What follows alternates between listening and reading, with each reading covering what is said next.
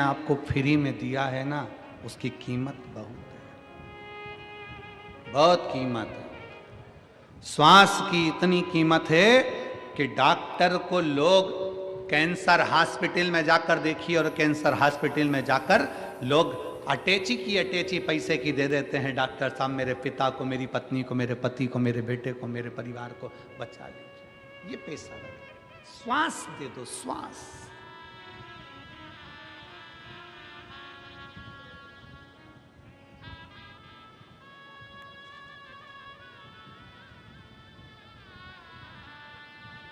कितना सुंदर नामदेव जी कहते हैं, त्रेता में था प्राण जाए पर, जम के बोलो वचन ना जाए। आज के जमाने में प्राण जाए पर अहंकार,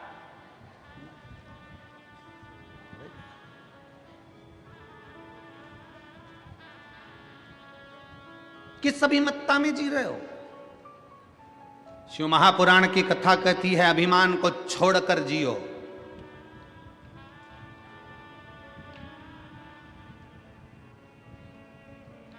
किसी को छोटा मत समझो,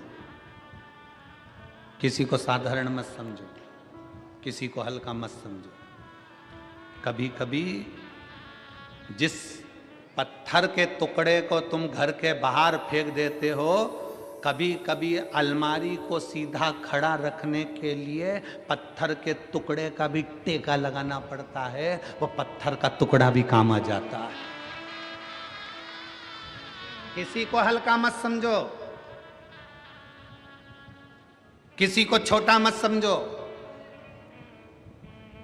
और हल्का समझ रहे हो तो कोरोना महामारी के समय पर देख लो, बड़े बड़े शोरूम, बड़ी बड़ी दुकानें कपड़ों से भरी पड़ी रही, और एक छोटा सा कपड़े का टुकड़ा मास्क करोड़ों की कीमत का हो गया।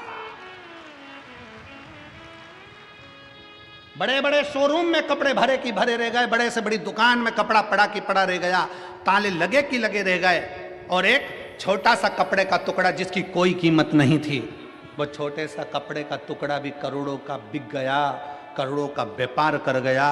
करोड़ों का व्यापार एक जरा से मास्क ने कर दिया, और वो शोरूम कपड़े के भरे की भरे रह गए। कौन पूछता था वो जरा से मास्क को? कौन जानता था वो इतने से मास्क के कपड़े के टुकड़े को? उसकी क्या कीमत थी? पर उस छोटे से टुकड़े ने भी अपना वजूद दिखा दिया कि छोटा कभी छोटा नहीं होता, एक दिन वो छोटा भी शंकर की कृपा से बड़ा हो जाता है।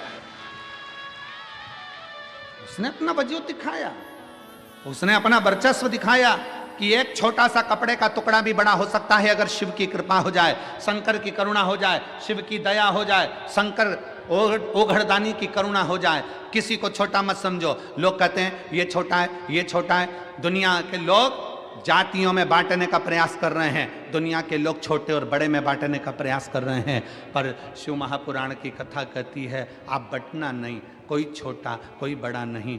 घर के अंदर बहुत विवाद होता है, एक पति का पत्नी ज़्यादा कमाता है, दूसरी पत्नी का पति कम कमाता है। ये मत सोचना कि तुम्हारा पति ज़्यादा कमा रहा है, हो सकता है जो नहीं कमा रहा है ना, उसको शंकर भगवान उसके कारण तुम्हारे पति की भी तनख्वाह ज़्यादा दिलवा रहा है, हो सकता है। परिवार के भरण पोषण के लिए, परिवार के सुख के लिए, परिवार के लिए परमात्मा दे रहा है, किसी के लिए हल्का नहीं। ये ना सोचे कि हमारी माँ कुछ नहीं दे रही, हमारे पिताजी कुछ नहीं कर रहे, हमारा देवर कुछ नहीं करता, हमारा जेठ कुछ नहीं करता, केवल तुम्हारा पति कमा रहा है। ना ना ना, भगवान ने क्यों कृपा कर रखी है, क्यों भगवान भरपेट भोजन दे रहा है, क्या पता किसके भाग्य का किसको मिल रहा है। इसलिए कभी ये ना सोचें कि केवल मेरा पति कमा रहा है, घर में जितने सदस्य हैं ना, सबके भाग्य का मेरा भोलेनाथ देते जा रहा है, ये विचार करें। कोई भूखा ना सोए।